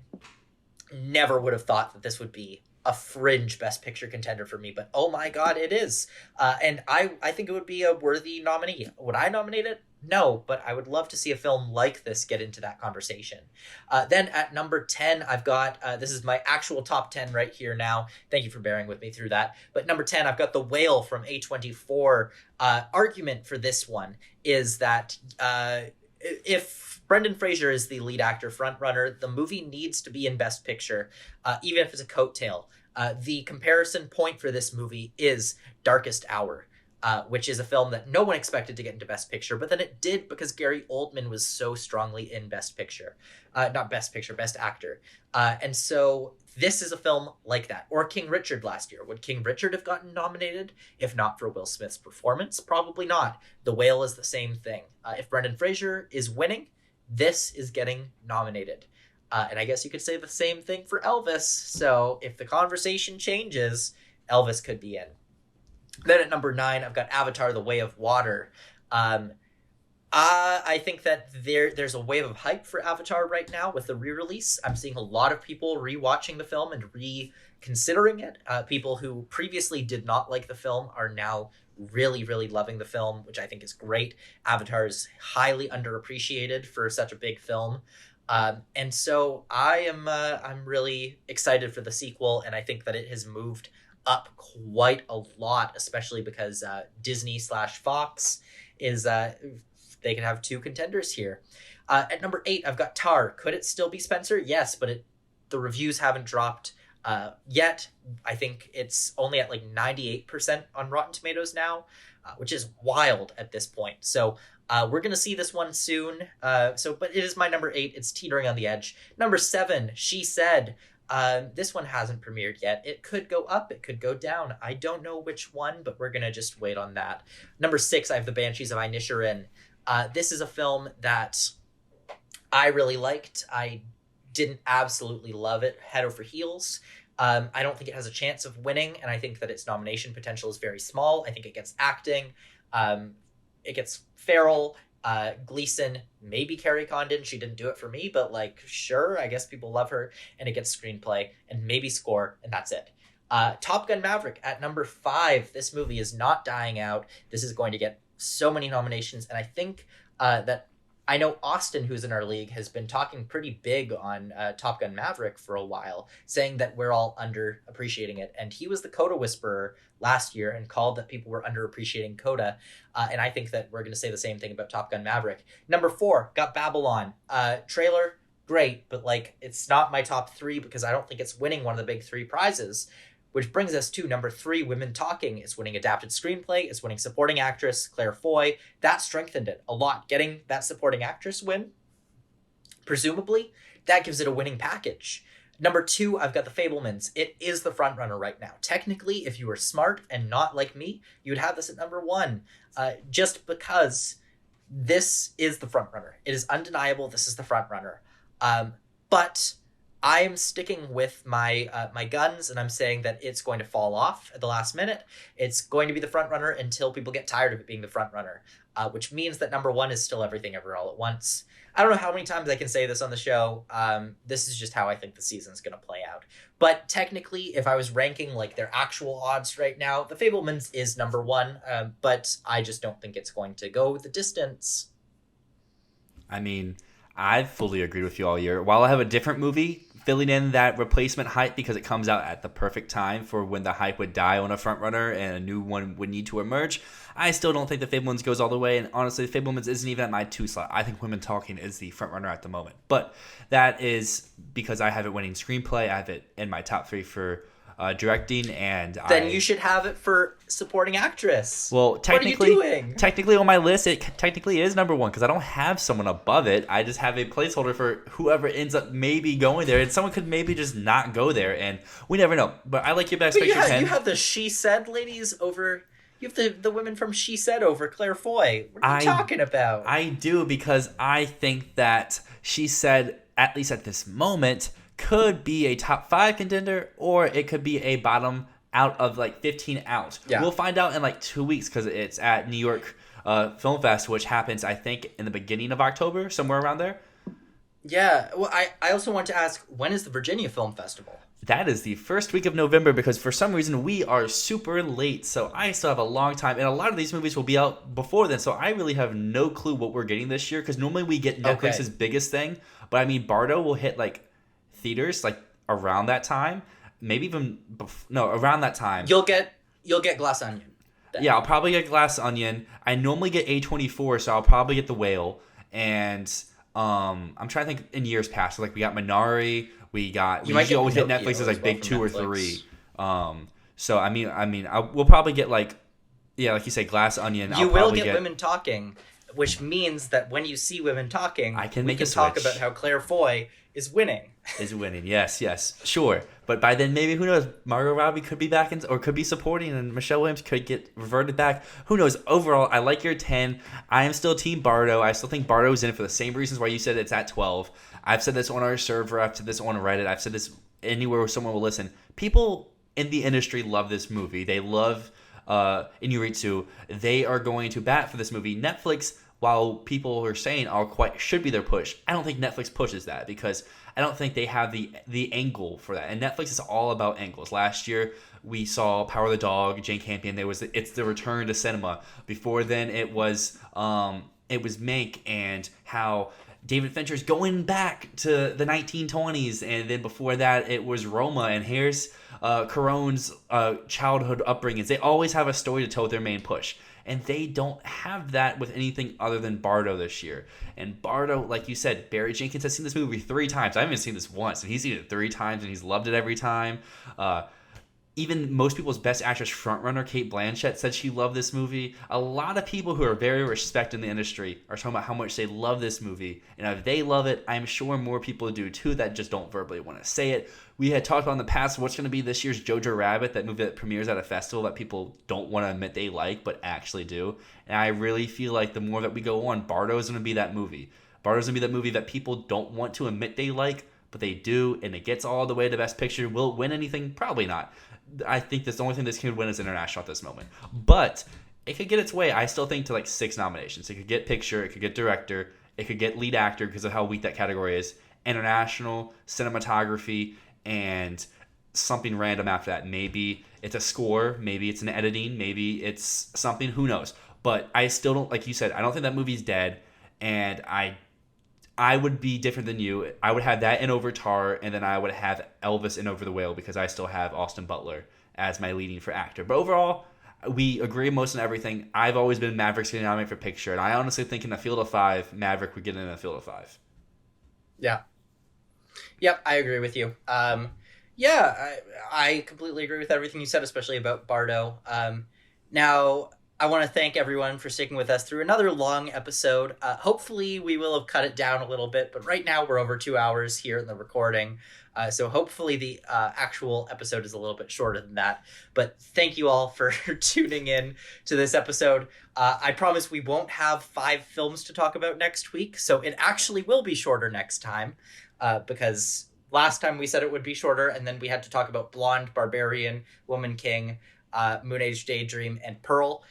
Next week, we'll be talking about Don't Worry, Darling, Bros, and giving a breakdown of the Golden Globes, and we can't wait to see you guys there. But until then, I'm Matt. And I'm Dylan, and don't worry, darling, because this is Fantasy Filmball.